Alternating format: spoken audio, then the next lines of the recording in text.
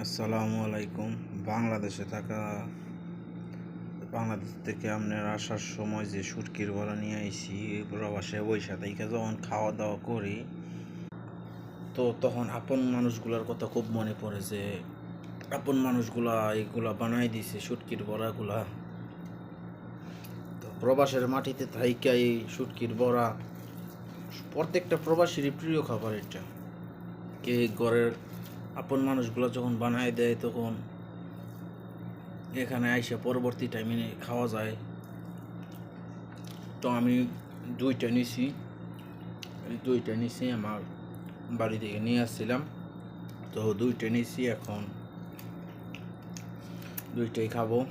একটা লাঞ্চের সময় খাবো, একটা এখন এই যে লাঞ্চের খানা। এই যে দেখুন লাঞ্চের সময় খানা নিছি, ডাল ভাত আর একটা শুটকির বড়া নিছি। কে কে আমার মতো টেস্ট